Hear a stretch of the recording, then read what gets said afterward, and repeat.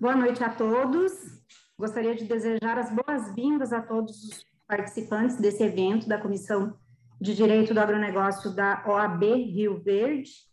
Em nome do nosso presidente, Alessandro Gil, eu agradeço o nosso palestrante de hoje, agradeço a todos os convidados e gostaria de dizer que se sintam sempre acolhidos aqui, tanto pela comissão quanto pela OAB Rio Verde, e sempre nos trazendo novos temas, novas dúvidas que, porventura, algumas pessoas tenham, que gostariam de explanações, gostariam de cursos de aprendizado, webinar, palestras. A gente tem tentado trazer o que a advocacia demanda, né? Então, se sintam à vontade para procurar os livros da comissão, trazendo sugestões de temas para os próximos encontros. E sempre participando. A nossa comissão é uma comissão muito ativa, então a gente fica muito feliz de ver o povo participando dos nossos eventos.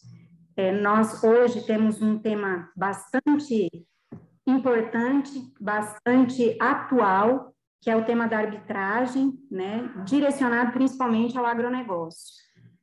Eu vou apresentar o nosso palestrante de hoje, e em seguida eu passo a palavra a ele para que inicie as suas exposições. Eu gostaria de solicitar que todos mantivessem os seus microfones fechados para não atrapalhar o áudio, e ao final da exposição do Dr. Tiago, a gente vai abrir para perguntas. Se alguém se sentir mais confortável em passar a pergunta no chat, eu vou listando aqui e ao final a gente repassa para o Dr. Tiago, tá? Se não, se quiser fazer a pergunta ou a colocação, a colaboração ao final da apresentação, também a gente vai abrir o microfone para quem quiser participar. O Dr. Tiago Marinho Nunes, ele é doutor em Direito Internacional e Comparado pela Faculdade de Direito da Universidade de São Paulo.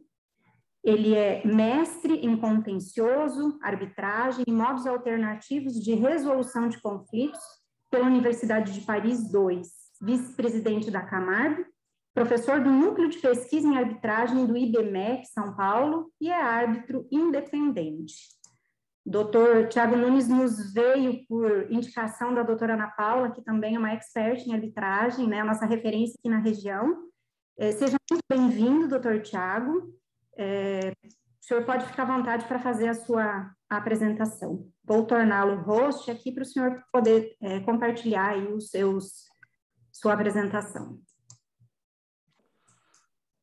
Muito obrigado, Silvana. Muito boa noite, obrigado pela acolhida aqui, a Comissão de Direito do Agronegócio da OAB Rio Verde. Obrigado a Ana Paula, em especial, minha colega, companheira de Camargo, que viabilizou esse evento. É um prazer estar aqui falando com vocês. Peço licença para falar de máscara. Infelizmente, eu estou com Covid, mas estou bem, mas por uma questão de precaução, estou num ambiente com outras pessoas, eu vou falar de máscara. Se tiverem alguma dificuldade de me ouvir, por favor, fiquem à vontade para avisar. Bom, antes de eu compartilhar a pequena apresentação, é muito mais um guia do que a gente vai falar, e, por favor, sintam-se à vontade para interromper, se quiser. O momento é muito oportuno de falar sobre esse tema em Goiás, no estado de Goiás, em Rio Verde, em especial, que é a capital do agronegócio, aqui, possivelmente do Centro-Oeste. E por quê? A Camarb, né, é a Câmara da qual eu sou vice-presidente de agronegócio, ela acabou de se instalar em Goiás. Ou seja, a Camarb é uma câmara existente desde 1998. Enfim, ela foi lançada 2 anos depois da promulgação da lei de arbitragem, a Lei 9.307, e ela, ao longo do tempo, se consolidou e se tornou hoje uma câmara, uma instituição de âmbito nacional. Ou seja, nós estamos em todas as regiões do Brasil, com os nossos escritórios e, recentemente, em abril, dia 28, precisamente no dia 28 de abril, nós inauguramos o nosso escritório de Goiânia. Tá? A doutora Ana Paula, ela é minha companheira no comitê de Goiás, ela e a doutora Carla Sayum, que talvez vocês conheçam, de Goiânia, e me ajudam no desenvolvimento da Câmara junto ao Estado de Goiás e aos municípios. Então, é um momento muito oportuno ter essa possibilidade, essa oportunidade de falar com vocês sobre temas, sobre arbitragem e sobre a Camargo. Tá? Eu vou pedir licença para compartilhar a minha tela. Fiz uma pequena apresentação e queria... deixa eu só colocar aqui no modo...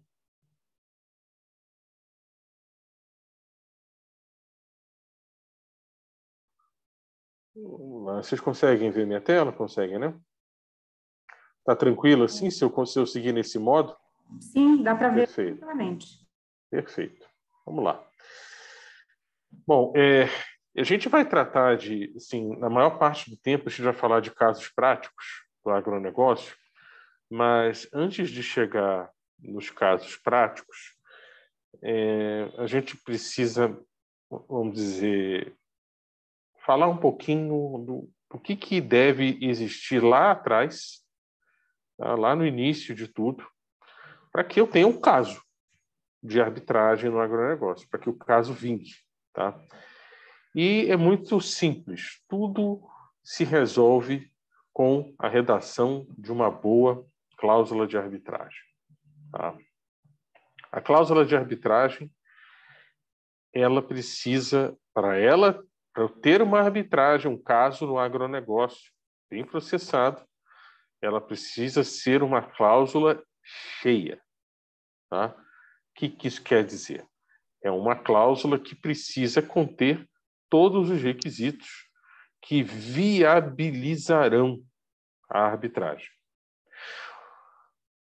Nesse slide, eu coloco aqui alguns elementos que, na minha opinião, são elementos essenciais para uma cláusula de arbitragem, uma cláusula compromissória. Em primeiro lugar, a indicação de um regulamento. Tá? É claro que a gente pode fazer arbitragem ad hoc, que é uma arbitragem sem regra, sem regulamento, em que as próprias partes combinam as regras. No entanto, não é a tradição, não é a praxe e é algo que pode, no Brasil, gerar muitas incertezas, a não ser que as partes estejam muito bem alinhadas sobre o que elas querem fazer. Mas a indicação de um regulamento é fundamental. Tá? Hoje, no Brasil, temos boas instituições arbitrais. No agronegócio, a Câmara que se destaca é a Camargo. A Camargo, ela assumiu a Câmara da Sociedade Rural Brasileira, da qual eu fui o primeiro presidente. Isso foi em 2018. Incorporou a CARB, que era a Câmara da SRB, da Sociedade Rural, e desde então a Camargo passou a ser a referência no Brasil como uma instituição que administra conflitos relacionados ao agronegócio. Tá? Mas temos outras câmaras também, nunca é demais citar nossos companheiros da CCBC, da Fiesp, câmaras de alta reputação aqui no Brasil. Ou seja, em primeiro lugar, vem sempre a indicação de um regulamento. O número e forma de escolha de árbitro. No agronegócio, nós temos casos que podem ser muito simples ou casos muito complexos. A maioria dos casos de arbitragem no Brasil são resolvidas por um tribunal formado por 3 árbitros. Tá? O que a lei diz é que o número precisa ser ímpar. Tá?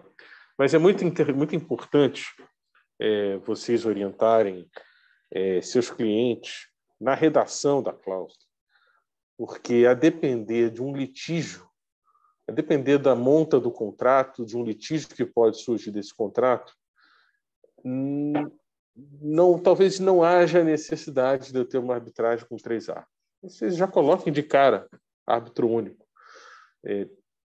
Vai ser... Eu tenho algumas arbitragens como árbitro único, eu só atuo como árbitro hoje em dia, mas é uma forma interessante, tá? Porque você pode até lá na frente, mas pode ser que a outra parte não concorde. Então, tudo isso pode encarecer o litígio. Ou seja, pensem muito bem na forma de escolha de árbitro. O idioma, é claro que uma arbitragem envolvendo partes brasileiras,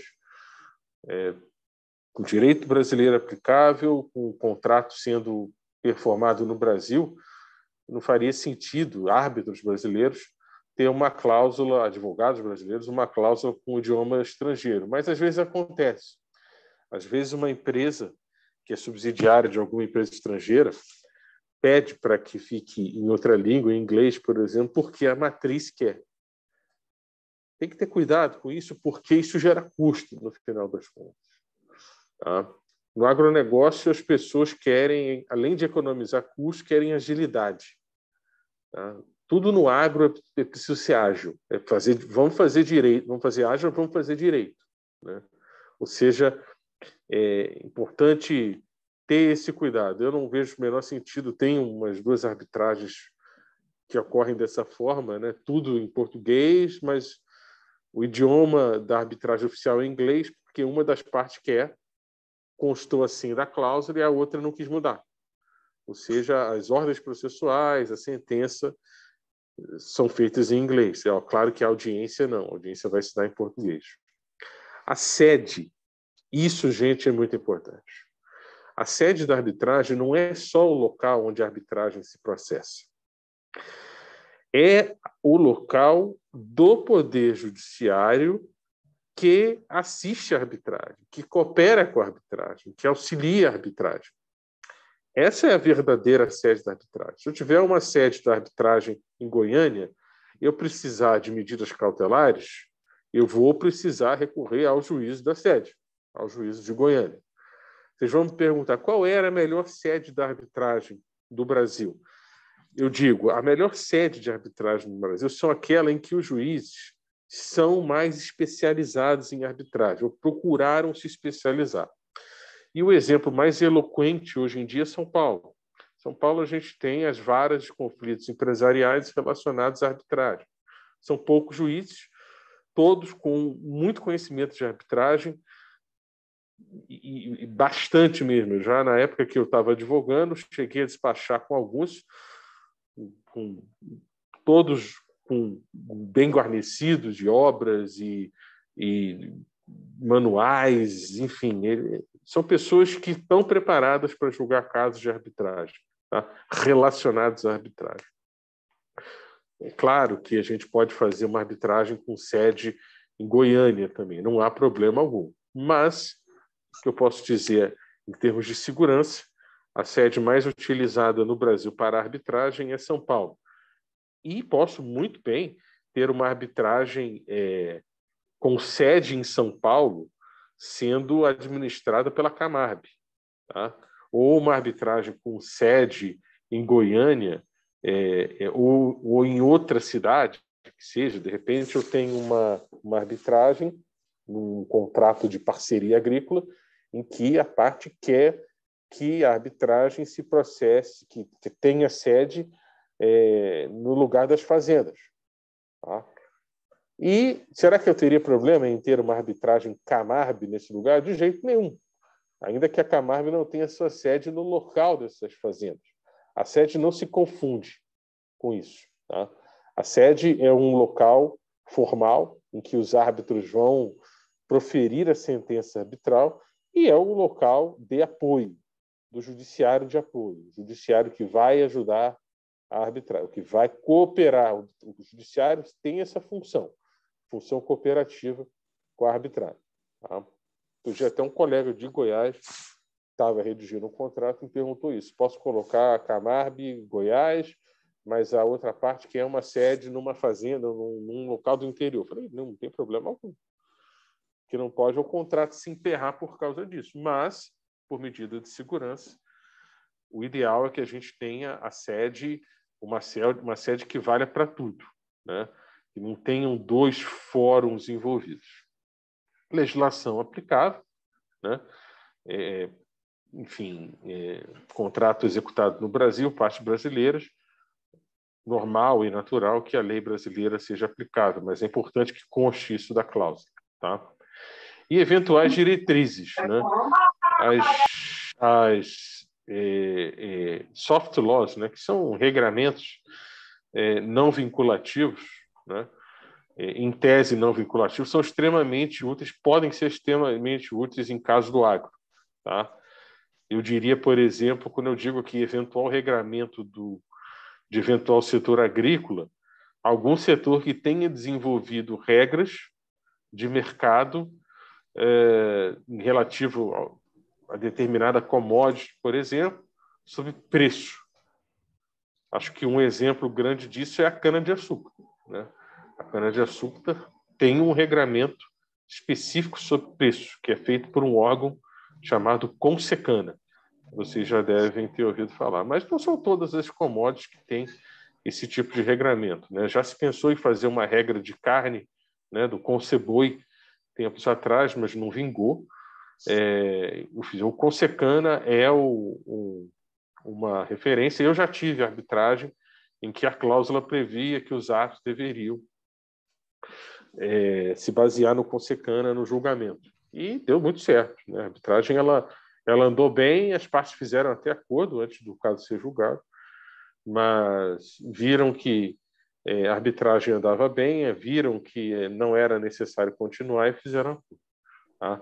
Ou seja, esses são os elementos que eu reputo essenciais e eu já trago para vocês, de pronto, um modelo de cláusula, tá? É claro que aqui é um modelo tradicional. Eu vou até, fiquem tranquilos que eu vou disponibilizar essa apresentação para vocês, tá? Não se preocupem em tomar nota, eu vou enviar. Mas esse é uma cláusula tradicional. É claro que eu não coloquei todos aqueles elementos, principalmente eu não coloquei o regramento de eventual setor agrícola, mas aquilo é bem específico. O que importa é que uma cláusula tenha esses elementos aqui. Isso é o mais importante. Isso é o mais importante. Esses elementos, a forma de constituição do tribunal, número de árbitro, a lei aplicável, a sede, o idioma, todos aqueles outros elementos que eu coloquei lá no rol anterior, tá? Essa é uma cláusula tradicional e essa é uma cláusula escalonada. Nada impede que a gente tenha esse tipo de cláusula, tá? Vai depender muito da negociação que for feita e dos custos que vão querer ser incorridos lá na frente, porque você fazer uma mediação gera custo e fazer uma mediação, uma arbitragem também. Se houver lá atrás uma grande confiança no Instituto da Mediação, aí sim vale a pena fazer a cláusula escalonada. A lei da mediação, que é a Lei 13.140 de 2015, ela é bem utilizada, a mediação está crescendo no Brasil também. Eu acho que é um método que deve ser difundido no agro, junto com a arbitragem, porque, como eu disse lá atrás, o agro ele precisa ser o agro é dinâmico. Para ele ser dinâmico, o ideal é que a gente tenha pouco conflito. E para que a gente tenha pouco conflito, existe uma questão cultural, né, a ser resolvida, que é a parte entender o problema da outra parte. Só assim a mediação dá certo. Mas, enfim, é uma questão cultural, uma questão que tem que ser estudada. Para o público do agro é interessante pelo custo. É um custo extremamente menor que da arbitragem, tá? Que é o custo da mediação. E a mediação caminha bem no Brasil, pelo menos na Camarb, os casos de mediação têm aumentado e eu vejo que em outras câmaras também. Fica aqui a dica para que a gente estude e pense isso mais para o agronegócio, tá? E já chegando, passado, né, essa fase da redação da cláusula, que eu reputo muito importante, a gente quer falar de caso prático, vamos falar do que pode ser levado para a arbitragem.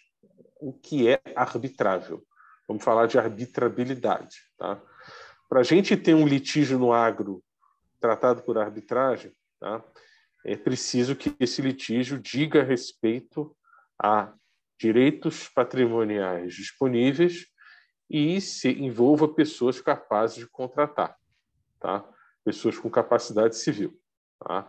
Essa é a diferença. A arbitrabilidade subjetiva, a pessoa que vai arbitrar, e a objetiva, o que vai ser arbitrado. Tá? Essa isso está previsto na nossa lei de arbitragem. Então, aqui, isso é um pequeno resuminho do que eu falei, tá? De subjetiva e de objetiva. Tá? A objetiva, gente, são aqueles direitos, para a gente falar de uma forma bem simples, né? Que são capazes de ser transacionados. Tá? Existe, por exemplo, não é uma questão que a gente vai tratar aqui hoje, mas o direito ambiental. Até que ponto o direito ambiental, que está muito ligado ao agro, é transacionável ou não. Tá? Eu defendo muito a arbitragem envolvendo questões ambientais. É claro que algumas questões relativas ao meio ambiente são questões das quais os árbitros não podem mexer. São questões pertinentes ao Estado, né? Questões relativas ao meio ambiente. A gente não pode. Tá? Não admitem transação. Tá? Ou seja, não tem fins patrimoniais. Totalmente, tem fins patrimoniais, mas não totalmente, porque eles não admitem transação. Mas, na maior parte dos casos que a gente vê no agronegócio propriamente dito, as questões são transacionáveis. Uma outra questão que é também polêmica são as disposições do Estatuto da Terra. Né? As disposições do Estatuto da Terra, existe uma corrente no direito civil que entende que aquilo é totalmente, vamos dizer, o arrendatário seria uma figura fraca do ponto de vista de hipossuficiência, e não poderia participar de arbitragem, ou seja, as cláusulas arbitrais seriam nulas, que envolvessem litígios entre arrendador e arrendatário. Tá? Isso é uma questão também polêmica, mas existe, vamos dizer, uma corrente muito mais forte em favor do uso da arbitragem. Né? A gente não está lidando com pessoa fraca. Né? A pessoa que planta, em relação à pessoa que cede a fazenda, não tem relação de hipossuficiência técnica. Ambas conhecem o negócio. Né? A parte que entrega a fazenda e a outra, que é o agricultor, que tem toda a técnica para plantar determinado produto, seja cana, seja soja, seja algodão, seja milho, etc. É uma questão polêmica que eu queria deixar para vocês pensarem também, que a arbitragem vai cair no campo da arbitrabilidade objetiva, que é a arbitragem em casos de parceria agrícola, parceria não, arrendamento rural, tá? Parceria é totalmente arbitrável, mas os casos de arrendamento rural regidos pelo Estatuto da Terra. Tá?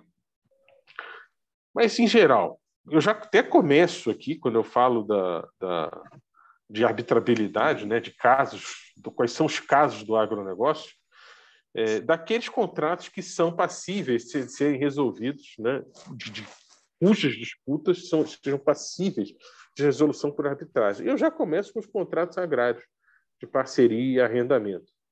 É bom que a gente tenha arbitragem nesse contrato. Tá? Ele só não é bom quando eu preciso de despejo. Tá? Quando a parte, o fazendeiro arrenda a fazenda, a parte deixa de plantar o que estava previsto no contrato e ele quer tirar a pessoa da fazenda, ou seja, ele teria uma espécie de despejo. A depender da decisão, a depender do que for processado, é difícil, né? Na arbitragem aconteceu um despejo. A arbitragem, a gente está muito focado no mérito da disputa, nas provas, e os árbitros não têm poder de coerção. Ou seja, é sempre muito delicada a questão. O que eu quero dizer é o seguinte: é preciso saber em que tipo de instrumento de parceria ou arrendamento eu vou colocar cláusula compromissória ou não. Vai dizer que são muitas fazendas, são muitas plantações, são questões que podem envolver intervenção no solo, por exemplo, é algo que pode, no final das contas, mexer com a qualidade do produto que está sendo plantado. Isso tudo gera prova complexa, prova difícil de ser produzida, ou seja, arbitragem interessante. Agora, um arrendamento simples, não. Melhor seguir no judiciário. Eu sou bem sincero nessas coisas, porque a arbitragem ela não serve para resolver tudo. Ela serve para resolver uma série de coisas, mas não tudo. O judiciário está aí para também nos ajudar a questões mais rápidas, que a gente precisa, execução, por exemplo, ou questões mesmo do agro que envolvam um direito patrimonial disponível, como um contrato de arrendamento, sim. Tá? Agora, contrato de fusão e aquisição, não. Não existe contrato de fusão e aquisição que não tenha cláusula de arbitragem. Tá? Todos esses contratos têm cláusula de arbitragem, não importa o ramo. Tá?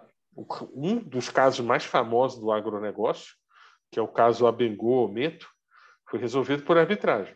Tá? A compra da usina do Adriano Ometo pela Abengoa, em 2009, por aí. Tá? A gente até vai falar desse caso mais à frente. Tá? Compra e venda de commodities agrícolas, né? Eu já tive a oportunidade de trabalhar em casos envolvendo a compra e venda de commodity de cana-de-açúcar. Eu lidei bastante com isso e funcionou muito bem a arbitragem.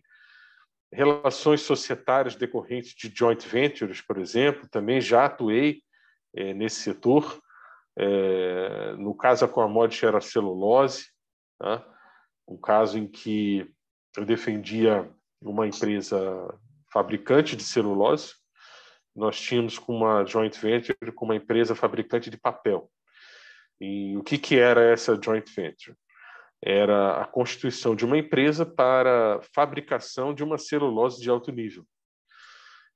E quais eram as obrigações e direitos de ambas as partes? A empresa, o meu cliente, né, porque era a empresa que vendia celulose, ela tinha o direito de retirar 50% dessa celulose para vender no mercado, e a outra parte, que fabricava papel, tinha 50% dessa celulose para fabricar o próprio papel dela, ou seja, para o incremento do seu próprio negócio. O ponto, houve uma controvérsia relativo ao excesso de celulose que era verificado, e a parte que fabricava papel, diante desse excesso, entendia que poderia vender celulose no mercado. E isso, a parte contrária não concordava com essa prática em razão do negócio que havia sido firmado lá atrás, ou seja, cada um com o seu negócio. Eu vendo celulose, você vende papel. Então, o litígio foi bem resolvido, tá? Salvo engano, houve acordo no caso, até porque eu era advogado nesse caso, depois eu saí. Mas foi um caso muito bem resolvido por arbitragem. E, finalmente, questões essas que estão agora na crista da onda, né? Que são os títulos executivos do agro, né? Que vieram e foram, vamos dizer, vieram não, eles foram aprimorados com a Lei 13.986 de 2020, né? Que é a nova lei do agro, que aprimorou e, vamos dizer, criou novos títulos executivos, títulos de financiamento no agro, que beneficiam muito o produtor rural. Tá? Eu entendo que alguns desses títulos, principalmente aqueles que são atrelados à moeda estrangeira, é interessante ter uma cláusula de arbitragem. É claro que se o exequente precisar ir para o judiciário, precisar executar um título, ele tem execução, vai para o judiciário, mas os embargos à execução devem ser processados pela via da arbitragem. Isso, aliás, é uma questão já decidida no âmbito do Superior Tribunal de Justiça, tá? Ou seja, não tenham medo e receio de incluir uma cláusula compromissória num título de financiamento no agro, tá? Mas vejam bem qual título que vocês vão colocar. Um título simples, não sei se vale a pena. Tudo depende da complexidade desse título. Do que a gente tem que pensar quando está montando um negócio, pensar lá na frente. O que pode acontecer com isso? Que litígio pode surgir daqui? Tá? Enfim, esses são, vamos dizer, os principais matérias, né, que costumam ser do agro, que podem e devem ser levadas para a arbitragem. Aqui eu cito alguns casos práticos que eu tive na minha atividade, outro aqui não, tirado de um exemplo de outros colegas, mas a compra e venda de cana, qual o grande interesse, né? Eu já havia falado do Consecana, mas na cana-de-açúcar, né, ela tudo no final das contas, na matéria envolvendo cana, tudo importa a qualidade do produto, a qualidade da cana, tá? Que no final das contas é a qualidade do ATR, né, que é o açúcar total recuperável, né? É o índice do ATR que vai definir o maior preço, o médio preço ou o menor preço da cana, tá? Ele pode ser total ou relativo. Tudo vai depender do contrato que as partes firmam, tá? O Consecana, que é esse órgão que foi criado já tem alguns anos, ele foi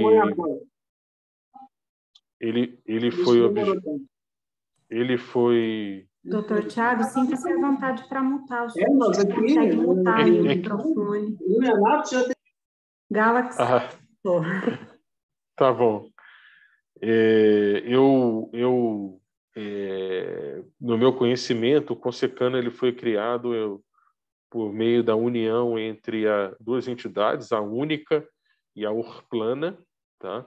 A Única representando a indústria canavieira e a Urplana representando os produtores rurais de cana-de-açúcar. Isso quando o IAA, né, o antigo IAA, Instituto do Açúcar e do Álcool, foi extinto. E havia uma necessidade no setor, né, da cana, que se regulasse, né, o preço, né? E essa autorregulação veio com o Consecana, que criou um manual de instrução. E no caso que eu tive, uma arbitragem que eu tive, esse manual estava previsto na cláusula compromissória. Os atos deveriam usar esse manual. E o caso andou bem, até que foi feito acordo, mas tudo isso foi muito utilizado. Tá? Eu me lembro que eu estudei bastante o manual de instruções do Consecana. Tá? Mas é um caso, né, que pode envolver, né, como eu estou falando de safra, estou falando de qualidade do produto, e ao fim e ao cabo vai gerar um problema no preço, isso pode pedir uma prova. Uma prova técnica, pericial, difícil de ser feita, com um certo grau de sofisticação, tá? Com peritos assim, com conhecimento de agronomia, conhecimento de terra em geral, conhecimento do produto e conhecimento até do próprio mercado do agronegócio e vários tipos de perícia, né? Uma coisa é o conhecimento técnico do solo, a outra é o conhecimento do mercado do agronegócio. Isso a gente não vê no judiciário, tá? Porque o judiciário ele não tem tempo para resolver esse tipo de controvérsia dessa forma, né? Dessa forma muito cuidadosa, cautelosa que a gente usa na arbitragem. Então, é um caso que demanda meio probatório complexo, tá? Ou seja, tudo que demanda meio probatório complexo é melhor que se faça por arbitragem, tá? Hoje, no judiciário, dá para ser feito isso. O negócio jurídico processual do artigo 191 do CPC veio para ajudar nisso. Mas, ainda assim, o juiz estatal ele tem uma leva de processos que ele precisa levar para frente com rapidez. E, às vezes, a gente, para resolver bem uma questão no agro, a gente precisa de concentrar os esforços, tá, técnicos sobre um determinado caso, que é justamente o caso da compra e venda de cana-de-açúcar. Tá? Um outro caso que eu vivenciei na prática foram os contratos de compra e venda de energia renovável, advinda do bagaço da cana-de-açúcar também. Tá? Nesse caso, a qualidade, a discussão era relativa à qualidade do bagaço e, consequentemente, do seu poder calorífico. Tá? Eu tinha, no caso, eu defendia a empresa produtora de energia contra o usineiro. Eu estava advogando pela empresa de energia na época, e a discussão era: a caldeira ela estava recebendo um produto de qualidade ruim, bagaço de cana-de-açúcar de qualidade ruim, e não havia geração de energia suficiente conforme o que havia sido contratado. Tá? Não houve uma arbitragem, essa arbitragem também foi resolvida por acordo também. Vocês veem que na arbitragem ela é um instrumento que fomenta muito a formalização de um acordo.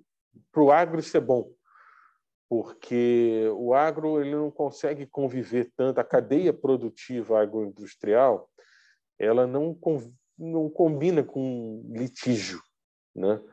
Então, para que a cadeia produtiva continue em bom funcionamento, é muito importante que os litígios sejam resolvidos. A arbitragem ela fomenta o acordo, tá? Porque as partes veem de perto como o caso está sendo conduzido. Chega num momento de arbitragem que as partes veem para onde os sinos dobram, para onde a balança pende.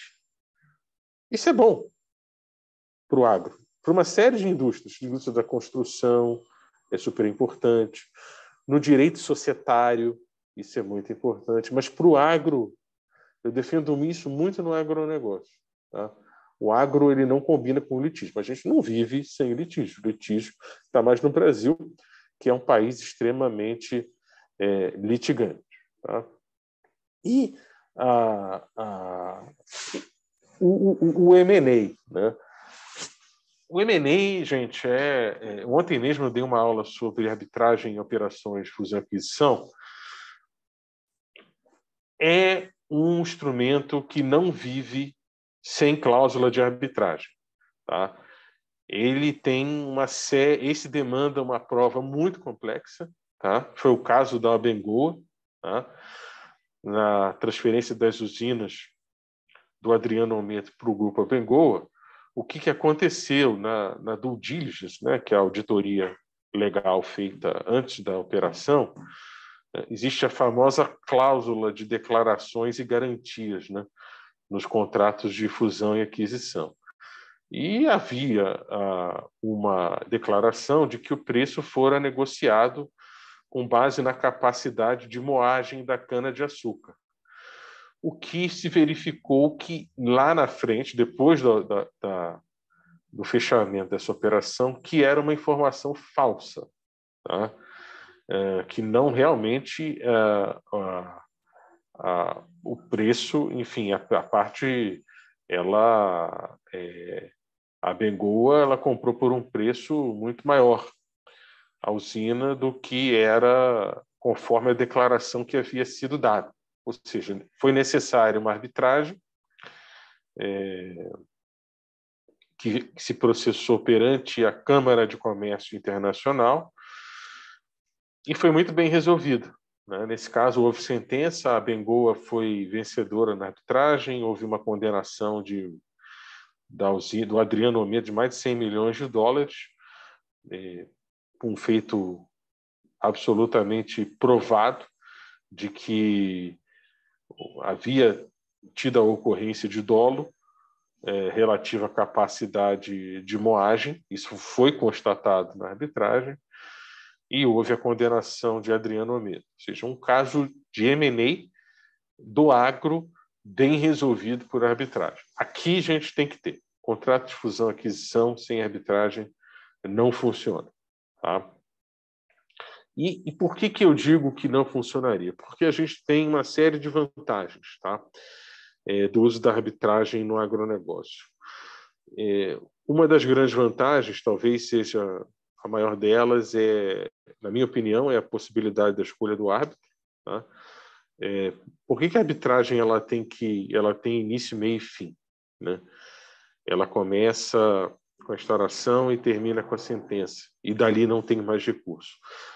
As partes têm todo um privilégio de poder ter o tribunal arbitral que elas querem. Tá? Ela tem esse privilégio. Ela não corre o risco de instaurar um litígio e ele cair com uma pessoa que ela nunca viu, que no caso é o juiz, né? O juiz é eleito por sorteio, né? Escolhido por sorteio. Na arbitragem, não, eu não tenho isso. Agora, o procedimento arbitral, ele serve para resolver o conflito de uma vez só. Não se pode iniciar uma arbitragem pensando em recorrer dela. Ganhar, perder, faz parte da vida.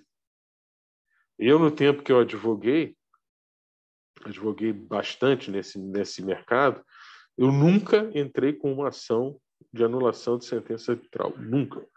Já fiz várias consultas para clientes. Olha, Thiago, perdeu, o que faz? Olha, fazíamos uma consulta, um memorando, e dávamos a chance de você perder essa ação de 99%. E ainda vai ter uma condenação e sucumbência grande aqui, ainda mais com o Código de Processo de 2015, que fixou hipóteses taxativas, né, da sucumbência. Isso foi até, salvo engano, confirmado pela jurisprudência do Superior Tribunal de Justiça. O percentual de 10% e 20% a 20% agora é ele. Ou seja, a arbitragem é feita para ter início, meio e fim. Tá? A possibilidade de escolha de árbitro e a flexibilidade do procedimento são muito importantes no agronegócio. Tá? No agro é muito importante que se escolham árbitros que tenham experiência nesse setor. Tá? É muito importante. Hoje a Camarb ela importou, né, da CARB, né, da lista da SRB, da Sociedade Rural Brasileira, os árbitros que a gente tinha lá, especialistas em agronegócio. É claro que a lista é um norte, ela não é obrigatória, mas é uma referência. Ou seja, a gente encoraja as pessoas a indicarem árbitros, pesquisarem quem que a gente vai indicar, com muita calma, pessoas que tenham expertise na matéria. Tá? E isso não necessariamente seja um advogado. Tá? A gente pode escolher um engenheiro, agrônomo, um profissional do mercado, um contador, um economista.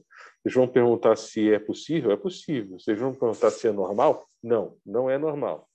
É algo que acontece muito raramente, mas é da vontade da parte. Tá? Isso é tudo da vontade da parte. Mas são duas grandes vantagens, né? O procedimento arbitral que discute compra e venda de cana-de-açúcar, ele é totalmente diferente. Vamos dizer, o modus operandi dele, de fase, de procedimento, de alegações, de prova, ele pode ser completamente diferente de um procedimento arbitral que trate de um instrumento de parceria agrícola. Eles são matérias diferentes. Do que vai ser aferido, ou seja, nenhum procedimento arbitral é igual. Todos são construídos. Tá? Isso é por isso que se fala em flexibilidade, é um processo sob medida. que é controlar essa fase sob medida feita pelas partes sob o crivo do tribunal arbitral. E, por fim, o que eu acho que, na minha opinião, é também, para o agro, uma vantagem espetacular do uso da arbitragem é a produção de prova. Repito, ela é feita com uma cuidade técnica impressionante.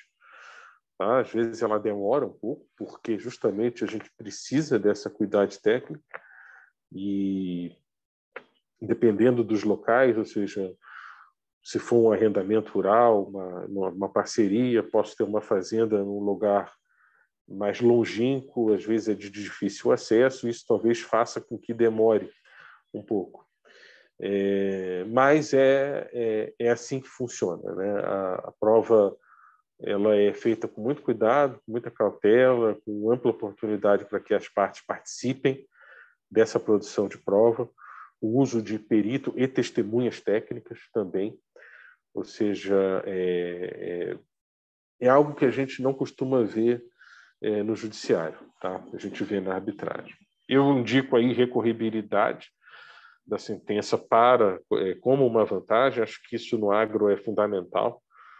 Não adianta a gente ter casos ad eterno no agro, senão o agro para. Tá? Essas questões geram desconfiança no agro.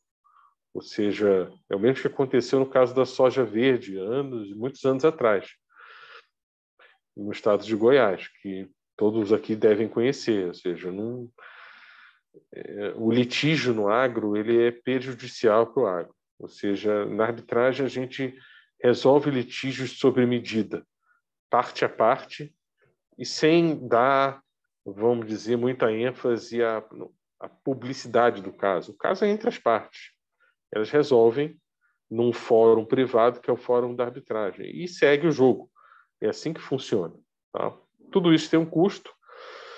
Na arbitragem há um custo concentrado, diferente do processo, que a gente vai pagando custos no processo estatal, a gente vai pagando custos ao longo do tempo, mas existe um cálculo de custo de oportunidade que deve ser feito, tomando-se em conta a resolução do litígio no menor tempo. Tá? E na arbitragem, o litígio ele é resolvido em 2 anos. Tá? Eu diria que é um tempo mais ou menos estimado hoje em dia. 2 anos a gente resolve um caso até complexo bem, com um tribunal que tenha disponibilidade, trabalhe com afinco no caso. Tá? Enfim, eu acho que uma questão que é importante falar de custo é o custo concentrado. Não se assustem quando algum valor muito alto for cobrado no início de uma arbitragem. É normal. É assim que funciona na arbitragem. Esse alto custo que é cobrado, ele, às vezes, uma parte que pode estar em algum estado de insolvência pode não ter condições de arcar. O que acontece? Hoje, no Brasil, existem as figuras dos terceiros financiadores. Tá? Isso está em crescimento no Brasil. A parte que não dispõe de recursos, ela pode contratar um terceiro financiador. É claro que ele vai ter vai existir uma negociação da parte com esse terceiro, tá? Mas são empresas que têm crescido no Brasil, essas empresas de financiamento de terceiros, tá? Elas fazem análise de risco do caso, elas, enfim, fazem toda uma análise muito criteriosa para entrar em determinado caso ou não. Isso pode acontecer muito na arbitragem em razão desse custo concentrado. Mas mesmo assim,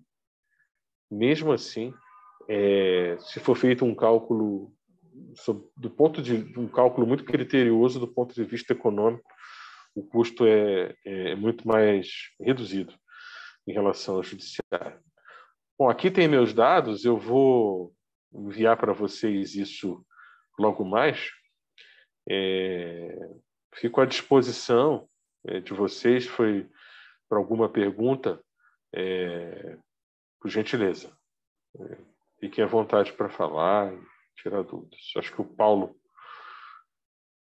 fez uma pergunta: quais instrumentos de controle eventualmente adotados em relação ao comportamento antiético do árbitro? Instrumento de controle, se você puder explicar, Paulo, só para eu te dar uma resposta certeira aqui. Boa noite, doutor Tiago. Está me ouvindo? Estou te ouvindo bem. Boa noite, demais colegas. Doutor Tiago, não, é uma preocupação atual aí da arbitragem, né? Em razão de algumas críticas que surgiram aí de alguns membros do próprio Poder Judiciário. E hoje a gente está falando mais sobre esse assunto delicado, que é o eventual comportamento antiético, né? De um ou outro árbitro, né? Que infelizmente isso acontece no Judiciário, né? Acontece no Ministério Público, também ia acontecer na arbitragem, né? Eu gostaria que o senhor explanasse quais são os instrumentos, por exemplo, que a Camargo adota, se tem um código de ética, se o árbitro pode ser excluído da lista por um simples indício ou tem que ter uma averiguação judicial, mais ou menos desse sentido. Entendi. Bom, olha, a Camargo, assim como outras câmaras sérias no Brasil, possuem regras sobre o procedimento de remoção, né, de um árbitro, né? Eu já fiz parte de comitês de impugnação de árbitro. Essas questões relativas o eventual, quando você fala eventual atitude não condizente à ética, isso pode ser a não revelação de um árbitro sobre determinado ponto que ele deveria revelar. O árbitro, quando é nomeado, ele precisa, é claro que ele tem que ser imparcial e independente, mas ele precisa revelar alguma questão que, aos olhos das partes, pudessem configurar dúvida justificável em relação a esse ato. Ele precisa revelar. Revelar não importa recusa. Então tem que ter muito cuidado com o que é falado. Não é porque, por exemplo, digamos aqui que a Ana Paula é advogada, resolve me nomear numa arbitragem. Você acha, Paulo, que eu preciso revelar que eu dei essa palestra aqui na OAB? Acredito que não, né? Uma palestra Muito bem. Não gera um vínculo. Muito bem. Tão Exatamente. Forte, né? Vínculo nenhum. Ou seja, são muito bem, boa resposta. São essas questões agora que precisam ser levadas em conta pelas partes. O árbitro ele não é obrigado a revelar tudo. Ele tem que revelar o que representa dúvida justificável e razoável. E razoável, assim que funciona. Agora, se eu fosse, por exemplo, eu vou te dizer um caso até de valor simbólico, mas eu revelei, porque eu achei necessário. Eu fui nomeado árbitro num caso envolvendo um grande grupo educacional, dono de várias faculdades, né, de direito. E eu revelei que em uma faculdade eu dei uma aula gravada, tá? E fazia um lapso de tempo bem razoável. Eu fiz essa revelação. Por quê? Nos meus documentos eu tinha um olerite de quanto eu tinha recebido. Era um valor pequeno. Nem me lembro agora, mas era um valor modesto. Tudo bem, mas tem uma questão econômica envolvida. Vocês vejam, tem uma questão econômica e uma questão econômica envolvida. Ou seja, essas questões são reveláveis. Essas questões são reveláveis. A lista da International Bar Association, a International Bar Association, a IBA, ela tem uma lista, né? Ela tem as diretrizes a respeito do que deve ser ou não revelado. Então, ela tem uma lista vermelha sobre as matérias em que não se pode nem atuar numa arbitragem um árbitro. Ela tem uma lista laranja, que são as hipóteses em que o árbitro tem que revelar, tá? E pode continuar no cargo. E ela tem a lista verde, que é as hipóteses em que é dispensável a revelação pelo árbitro. o que existe no Brasil a gente vê algumas, até essa crítica que veio lá do Judiciário, da parte que perde uma arbitragem. E ela quer tentar arrumar algum meio de inventar um recurso na arbitragem. Não tem recurso na arbitragem. Só que são casos muito isolados, Paulo. Se você olhar nas pesquisas feitas pelo Comitê Brasileiro de Arbitragem, o índice de anulação é muito pequeno no Brasil. Mas alguns casos fazem um barulho um pouco maior, né? Acabam tomando espaço da mídia. Mas são casos muito isolados. Isso eu posso te assegurar, porque eu pesquiso isso bastante. Agora, a Camab e outras câmaras, como a CCBC, a Fiesp, elas têm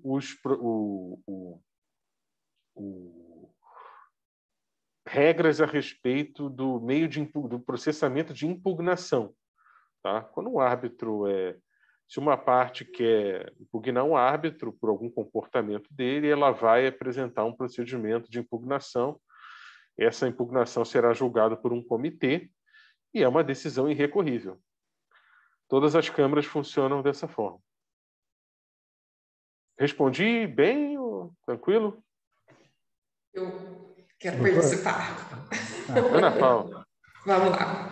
Em 2017, o Dr. Paulo Antônio e eu, nós fizemos publicamos um artigo, um livro da Universidade de Rio Verde, e a gente fez um levantamento de decisões aqui em Goiás. Então, nós tivemos, em 2009, uma decisão do Tribunal de Justiça do Estado de Goiás, entendendo que no contrato de arrendamento, com cláusula de arbitragem, que inclusive tinha sido processada aqui na Câmara de Arbitragem de Rio Verde, da CAN-CIRV, foi julgado e tudo, e a parte recorreu ao tribunal para discutir a questão de competência. O tribunal entendeu que naquele contrato de arrendamento, a competência era da arbitragem. Então, nós temos aqui já um indicativo do TJ de Goiás, lá em 2009, nos dizendo que no contrato de arrendamento rural prevalece a cláusula de arbitragem para discutir. A matéria que estava sendo discutida era a questão da posse, a retomada da posse da fazenda e tudo, e o tribunal manteve, entendeu que a competência é da arbitragem. Só uma referência para a gente trazer aqui essa discussão quando a gente fala dos contratos agrários, porque existe, de certa forma, uma resistência grande de alguns amigos agraristas, alguns estudantes nessa área, com relação a esse tópico. E a gente volta lá na época do Estatuto da Terra, o motivo que ele foi instituído, né? Porque naquele tempo a necessidade de que o trabalhador rural não fosse para a cidade, continuasse no campo, era muito grande, né? Então, essas pessoas, de fato, eram hipossuficientes naquela época, naquele momento. Hoje é uma situação totalmente diferente, eu não consigo verificar aqui, né, na nossa região, aqui, um produtor rural da soja, do milho, da cana, do algodão, do gado, que seja hipossuficiente para levar uma discussão e ser tratado lá como as regras do Código de Defesa do Consumidor, pelo amor de Deus, não combina mais, né? Talvez até o proprietário da área tenha menos conhecimento do que o próprio arrendatário, porque ele não está na atividade, o outro sim, mas também é outro caso raro. Acho que estão todos muito antenados e evoluídos nessas questões. Então, a gente trouxe esse assunto na época, e eu queria pontuar sobre ele. E tem um outro tópico aqui que eu queria, que até foi uma parte do início que a gente começou a conversar, antes de iniciar a própria apresentação, doutor Thiago, que é sobre o crescimento de Rio Verde, nessa questão da plataforma multimodal, ferrovia norte-sul, a evolução da cidade e tudo. E nós já nos deparamos aqui no nosso escritório com um contrato de fornecimento de matéria-prima para a agroindústria, para a indústria de adubo, fertilizante, né? E a Câmara de Arbitragem escolhida pelas partes, embora a matéria-prima vinha do Canadá, a Câmara era de Londres. E a gente está aqui em Rio Verde, né, Lívia? Foi interessante o trabalho na época para... Verdade. Veio pronto, né? Era contrato GAFTA? Exatamente.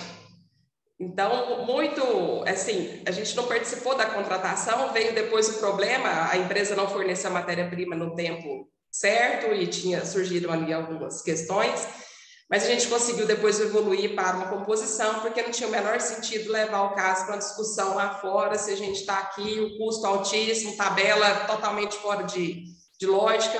O que faltava cumprir do contrato era 4 milhões, o custo da arbitragem ia passar de 2, e a gente, né, foram assim, tomadas de decisões que a gente teve que fazer muito rápidas aqui para poder atender esse cliente. E eles estão acontecendo, turma, que eu queria passar isso para vocês. Nós estamos já vivenciando essas situações, nossos clientes estão contratando e não estão trazendo para nós, às vezes, esses contratos tão importantes e que a gente precisa, na hora da consultoria, lembrar de observar esse detalhe e trazer essa arbitragem para acontecer aqui no nosso país, no nosso estado. Agora nós temos a Camargo aqui com todo o seu conhecimento e preparo, para trazer para resolver em casa, porque a distância se tornou inviável, né? O nosso cliente acabou que teve que abrir mão de alguma situação para poder resolver a outra que o custo não correspondia. E o outro ponto muito que cuidado, né? Tem que ter muito cuidado na hora. Tem que ter muito cuidado. E o outro ponto que o doutor Tiago levantou sobre a questão de fusões e aquisições, a gente está vendo isso acontecer também.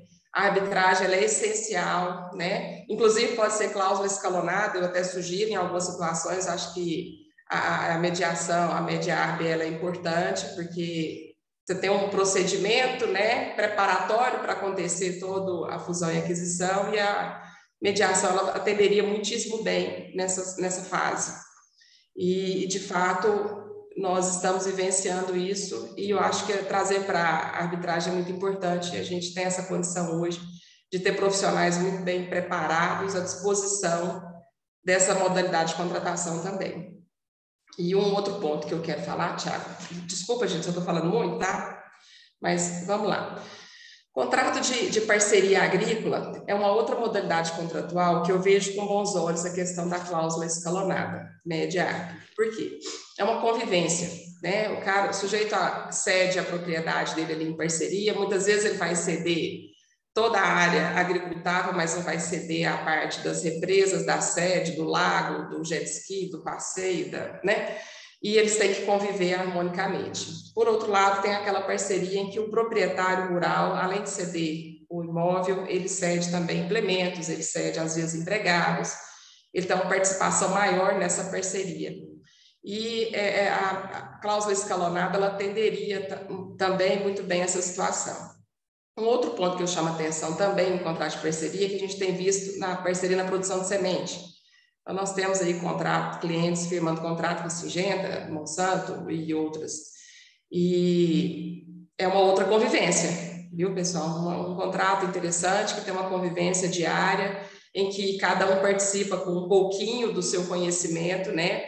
E estão trabalhando ali. Um erro mínimo que aconteça nesse procedimento pode atrapalhar todo o futuro. E é um contrato de uma relação continuada, que não termina com a entrega da semente, sim com a comercialização dela, o recebimento dela no futuro e um acerto de contas depois.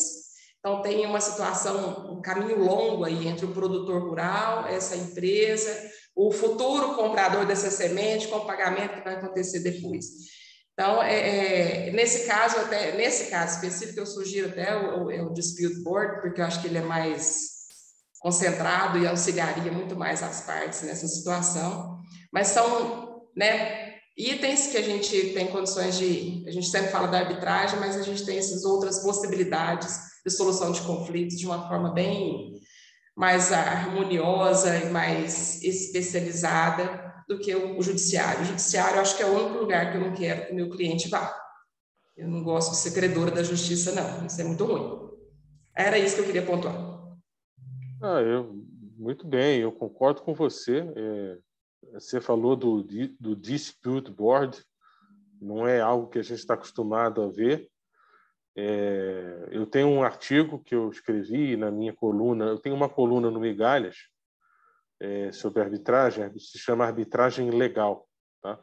Vocês vão ter acesso, podem ter acesso a todos os meus artigos, tem esse de Dispute Board no agronegócio, e eu tenho um artigo mais longo, agora que vai sair num livro sobre agronegócio, organizado pela...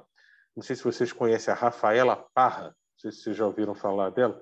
Rafaela Parra, ela está organizando uma abordagem multidisciplinar. Eu escrevi uma coisa mais longa sobre arbitragem e agronegócio e Dispute Board.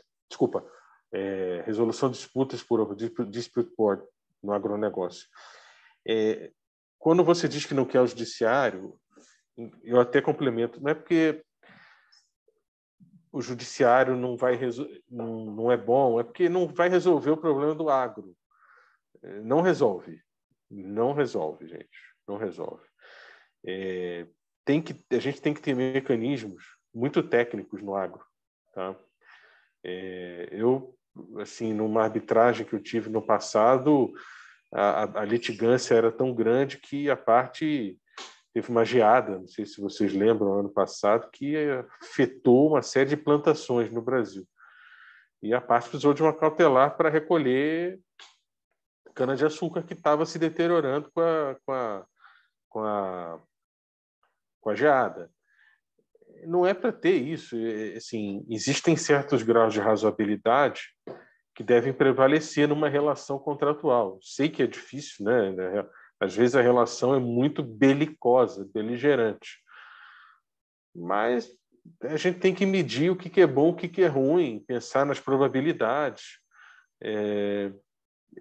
Na arbitragem a gente consegue, ou na mediação, ou dispute board, a gente consegue, as partes conseguem sentir a temperatura, sabe, do que está acontecendo. Esse que é o ponto. O judiciário é repleto de incerteza. E a pior coisa para o agro é a incerteza. Então, esses mecanismos servem justamente para a gente preservar produção, relação de negócio. Afinal das contas, o agro é o que carrega, né, a nossa economia. Então, a gente tem que pensar em preservá-lo. Boa noite. Boa noite, doutor Antônio. Desculpa entrar atrasado, doutor Tiago. Imagina, você já tinha falado, tranquilo. Boa noite, pessoal. Só para tentar fomentar o debate, eu não sou um grande estudioso da arbitragem, da mediação, igual o doutor Tiago, a doutora Lívia, a doutora Ana Paula, o doutor Paulo Antônio, mas eu admiro o engajamento que eles têm com o assunto. E, vez ou outra, me pego pensando em algumas questões, né? Até acho que por convivência, né? Já vou pegando um pouquinho aqui da Ana Paula, está sempre aí nos cursos, né? Acaba que a gente vai absorvendo alguma coisa, assim, mesmo não sendo um grande estudioso. Mas eu fico pensando que, para a gente conseguir pôr na prática, de fato, a arbitragem, a mediação no agro, eu acho que isso tinha que vir de cima para baixo de uma intensidade muito grande. Porque quando a gente pensa no produtor aqui nessa ponta, você chegar para ele, às vezes num contrato específico, e mencionar a opção de colocar uma cláusula arbitral, ele já olha para você e fala, que arbitral o quê? Não mexe com isso não, doutor, mexe com isso não. Vamos fazer do jeito que a gente sempre fez. Então, quando eu fico pensando nessa questão da arbitragem, eu penso, e se viesse de cima para baixo das tradings, as exigências ali nas operações de barter que seja, na venda de sementes ali diretamente. Então, assim, eu não consigo ainda enxergar a arbitragem começando por aqui, pelo primeiro, né, o agente aqui do agro, que é o produtor. Eu não consigo ainda ver ele aceitando a arbitragem como uma resolução alternativa de conflito. Então, eu tenho essa dificuldade um pouco até de... Já mencionamos, até nós temos no escritório lá, a doutora Beatriz, que é conhecedora da mediação e arbitragem, e a gente já tentou, em algumas situações, encaixar, porque eram valores expressivos os contratos, a gente achou interessante tentar, mas houve uma negação de ambas as partes, por exemplo. Então, eu penso assim, é quase que, talvez, a alternativa para o produtor conhecer mais, sentir mais familiaridade, é a arbitragem vir de cima para baixo. Eu não sei se eu estou equivocado, se eu estou errado, mas é algo que eu fico pensando vez ou outra, porque eu tenho essa dificuldade de tentar inserir as cláusulas ou em algumas situações, sabe? Então, assim, e a título de exemplo, a gente entrou com uma ação de produção, ajuizou uma ação de produção antecipada de prova por conta de adubos, fertilizantes do Paraguai, vamos assim dizer, falsificados, em novembro do ano passado. A gente tem que deixar uma área de testemunha para perícia na qual a perícia foi realizada há 2 semanas atrás. Então, é um exemplo, né? Talvez se tivesse uma cláusula específica de arbitragem ali, a gente teria mais agilidade nessa questão, porque com certeza a indenização ela não vai vir de acordo com as perdas reais que o produtor teve, porque, né, a gente não deixou a área toda ali, né, deixou um pedaço de testemunha só. Então, assim, é só uma contribuição, é algo que eu vivo internamente discutindo, o Antônio externo com o Antônio interno, né, e para fomentar o bate-papo. Não, muito bom, Antônio. Você está certo, é difícil. É um trabalho que vem sendo feito há muito, acho que de arbitragem no agro e outros métodos de resolução de conflito no agro, a gente vem fazendo isso, pelo menos eu venho fazendo desde 2015, tá? 2015, pô, tem 7 anos, né? A gente foi mais ou menos ali que eu comecei a desenvolver isso. Antes disso eu não via, né? E eu trabalhei num escritório do qual eu fui sócio muito tempo, muito focado no agronegócio, e realmente ninguém queria saber de arbitragem, né? É judiciário, principalmente o produtor rural, né? O produtor ele quer o fórum do local dele, mas é uma questão cultural, né, Antônio? De mudança de cultura, tentar explicar para esses setores, esse mercado, o que é arbitragem. Desde 2015 eu frequento a AgriShow por exemplo, e faço apresentações sobre esse tema. Outras feiras também, ainda não tive oportunidade de estar acho que é uma boa estar na TecnoShow um dia para poder falar disso, explicar a empresário, né, como é que funciona. É um trabalho de toda a comunidade jurídica fazer isso, né? Eu aqui em São Paulo eu tenho visto vários casos do agro aparecendo, tá? Nesse caso que você citou, é um caso em que eu demandaria uma prova que seria melhor realizada na arbitragem do que no judiciário, para aferir os perdas e danos que você disse. Então, acho que essas questões têm que ser conversadas com os clientes, e conversar não nesse sentido, porque é mais rápido, explicar a especialidade, focar na especialidade e focar na técnica, porque, eu vou, dependendo do caso, vou botar uma empresa de monitoramento de terra, de satélite, para monitorar a terra, tudo que acontece no solo. Isso não dá para fazer no judiciário. Não dá. Posso dar um testemunho aqui, doutor Thiago? Por favor, Paulo. Aproveitando o gancho do doutor Antônio, eu trabalho na Faculdade de Direito aqui da Universidade de Rio Verde, né? Agora vão fazer 15 anos. E eu tenho percebido, doutor Antônio, que a procura, principalmente observo no trabalho de conclusão de curso, em monografia, a procura de 2015, né? Parece que 2015, não sei se foi o novo CPC, foi, né? O que aconteceu? Alunos procurando orientação, procurando sugestões de arbitragem, mediação. Tem aluno aí que pesquisou o Dispute Board. Então, a gente percebe que o futuro profissional da área jurídica hoje está mais interessado. Esses meninos que estão saindo da faculdade não querem ficar no judiciário 12 anos, 15 anos. Isso aí é para advogado mais antigo, né? Então, na minha percepção, para fomentar o debate, né, eu acho que quem escolhe a cirurgia adequada para o cliente somos nós. O cliente não entende. Ele não é técnico, ele não vai saber se isso aqui é o judiciário ou é uma mediação, ou é uma arbitragem, né? O cliente, geralmente, se a gente for bem assertivo, ele fala, doutor, confio no senhor. Doutora, confio na senhora. Eu acho que a mudança, parece que o que está truncado é na advocacia. Né? Me parece que o que está truncado aí, porque a doutora Ana Paula, ela aqui em Rio Verde, ela divulga, muitos produtores vão conversar, falam, que coisa legal, que coisa maravilhosa isso aí de arbitragem, mediação, Ana Paula. né? Um evento que eu participei ali, a doutora Ana Paula estava presente, o pessoal fica super curioso, né? Quando fala de celeridade, segurança jurídica, previsibilidade, ter o termômetro, né? Porque o judiciário hoje não tem como controlar nada, né? Quando o STJ manifesta, dá um frio na barriga, né? Dá um frio na barriga, porque não sabe se vai mudar a jurisprudência, se vai mudar entendimento, né? O que é taxativo, mas tem exceções, essa discussão que está rolando hoje, aí, né? Da questão do plano, dos procedimentos de saúde. Então, na minha opinião, doutor Antônio, acho que nós aqui da advocacia, principalmente da área jurídica, né, podemos trabalhar mais essa divulgação, conhecer mais o Instituto, né, as vantagens, porque o cliente, se ele for um cliente parceiro, ele confia na gente, né, mesmo que seja aquilo que a gente fala, isso aqui eu entendo que é a melhor estratégia, né. Então, acho que a advocacia realmente está precisando encampar mais essa prática. Não é a melhor, não é exclusiva, é uma, né? É uma porta, né? Sistema multiportas lá, famoso em Harvard, né? É uma das portas.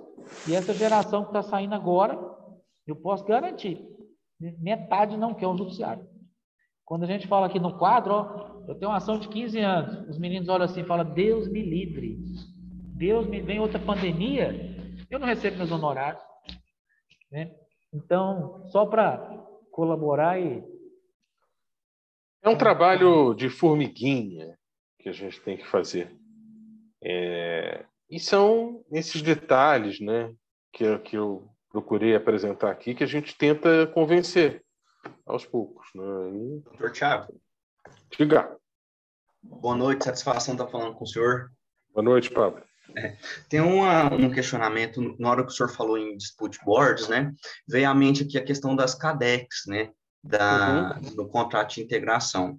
E aí eu queria perguntar para o senhor qual que é o posicionamento do senhor, se depois de 2016 as CADECs elas estão sendo realmente efetivas, né, estão sendo utilizadas como forma de resolução consensual de conflitos, e se convive, né, em harmonia com as câmaras de arbitragem. Qual que é o posicionamento do senhor? Muito bem, eu escrevi sobre isso, Pablo, nesse meu artigo do Migalhas, né, sobre as CADECs. Para mim, a atribuição da CADEC é idêntica à de um dispute board, mas eu não tenho visto essa utilização, tá? Na prática. Na prática, eu não tenho visto. O que eu tenho visto na prática em agronegócio, na minha área, é arbitragem, tá? Nem mediação. Tá? O que eu acho que, em alguns casos, poderiam ser resolvidos por mediação. Mas é judiciário ou arbitragem. Tá? Os CADECs se assimilam a dispute board, é a mesma coisa, na minha opinião, poderia ser implementado. Está na lei, mas é pouco divulgado. Então, eu tentei divulgar aí, acho que Ana tem um artigo, né, Ana? Junto com o Paulo, né? Sobre isso. E a gente tenta, mas é um instrumento desconhecido ainda. Por quê? O Brasil, principalmente o agro aqui, é um país de litigância, né? Quer litigar. Todo mundo quer ter o fórum. Qualquer coisa tem o fórum ali. O juiz está lá. Entendeu? O que a gente tenta é mudar essa cultura ao longo do tempo. Mas eu entendo que, para mim, aquilo ali, a CADEC é dispute board puro. Entendi. Uma outra dúvida que surgiu também, eu acho que também vai um pouco de encontro com o questionamento do Dr. Paulo, quando o senhor falou sobre o caso Adriano Almeto com a Pengoa, né? Isso. Se eu não me engano, em 2017 o STJ não homologou uma arbitragem, né? Sim. O senhor acha que tem a ver com a questão antiética do árbitro, ou se foi uma outra questão que levou a essa não homologação? Esse é um caso famoso, né? A sentença ela não foi reconhecida no Brasil, mas nos Estados Unidos ela foi. Aqui, o que aconteceu? O árbitro presidente ele deixou de revelar que uma filial do escritório dele, o escritório tem 650 advogados, tá? Ele estava em Nova York e a filial do escritório dele na Califórnia tinha como cliente o governo da Califórnia, se não me engano. E o governo da Califórnia ele tinha um contrato com uma das empresas do Grupo Abengoa. Só que, por uma peculiaridade desse contrato entre o governo da Califórnia e essa empresa do grupo, quem faria o pagamento de honorários para o escritório do presidente do tribunal era a Abengoa. E fizeram uma verificação, acharam isso e, com base nessa alegação, levaram isso para o STJ. O STJ entendeu que era uma questão que deveria ter sido revelada. E entendeu que o árbitro não tinha sido imparcial por conta disso. Não diria antiético, foi uma falha do árbitro ali. O árbitro falhou. A pessoa que quer ser árbitro, meu caro, tem que ficar atento a tudo. Você Então, tem uma nesse ideia... caso aí, a gente entra também um pouco de direito internacional também, ou não? Sim, com certeza. Então, no caso, essa relação deles aí, de certa forma, não se submeteu à jurisdição nossa aqui brasileira. Não, não, porque a sentença não foi reconhecida. Ela não foi reconhecida, a parte não pode... A condenação do aumento, ela não vale no Brasil. Ela pode valer em outros lugares, como nos Estados Unidos. Eles tentaram, por exemplo, anular essa sentença nos Estados Unidos, mas as cortes americanas indeferiram. No Brasil, não. Mas foi uma... Tem opiniões contra e a favor nesse caso, né? A pessoa que quer ser árbitro tem que ter uma atenção redobrada com essas coisas. Pra você ter uma ideia, eu era sócio de um escritório. Por que eu saí? Por conta dos conflitos, entendeu? Hoje eu atuo como árbitro, eu sou professor do IBMEC São Paulo e do INSPER, e eu atuo como árbitro ocasionalmente. Ou seja, eu não sou sócio de ninguém, né? Sou sozinho. Esses árbitros, foi a partir desse momento aí, 2017, que esses árbitros independentes, né, começaram a aparecer mais no Brasil. Hoje tem vários, eu sou um deles, entendeu? São aqueles profissionais que não atuam mais no escritório, entendeu, Pablo? Entendi. Isso tem acontecido. Enfim, é uma mudança, né, das coisas, e fruto do crescimento da arbitragem, né? Ano passado a gente fez 25 anos de lei e só cresce, né? Pelos números que a gente vê, pelo dia a dia, só cresce, né, a arbitragem. Então, acho que hoje no âmbito acadêmico, é matéria obrigatória. Pelo menos na IBMEC, na faculdade que eu sou professor, vou ser professor da disciplina Arbitragem e Mediação agora no próximo semestre, para aluno de graduação. A prova da OAB, a parte cível, é nacional, né? Vocês devem ter visto, né? Caiu uma questão de arbitragem, não sei se vocês viram, na parte cível. A última prova. A última edição era a peça, salvo engano, era uma apelação, mas era um caso que envolvia cláusula de arbitragem, que uma parte foi para o judiciário, e qual a consequência, tudo isso. Ou seja, se a gente pensar também pelo tempo, é pouco tempo de lei. 25 anos comparar com o Estatuto da Terra, né, que é desde 64, por exemplo, não é uma lei de 25 anos e não é uma lei antiga. Então, eu não tive arbitragem na faculdade, né? Eu me formei há 22 anos atrás, no Rio de Janeiro, não tive arbitragem. Mesmo no ano 2000, que foi o ano que eu me formei, não se lecionava a arbitragem. Então, é tudo uma construção ao longo do tempo. Só voltando um pouquinho aqui na lei, não quero tomar o tempo do senhor, na lei 13.288 das CADEX, o senhor acha que então o fortalecimento das CADEX é uma alternativa interessante nesses contratos de integração ou vai mais para a linha da arbitragem? Não, eu acho que é interessante para esses contratos de integração. A arbitragem tem que ser uma última opção. A arbitragem é para resolver e julgar. E para resolver de uma forma final. CADEC, comitê, mediação, não. Esses comitês dão uma recomendação e a parte segue, ou seja, tem que ter coerência da parte também para seguir ou não. Isso acontece muito nos casos de construção civil no Brasil.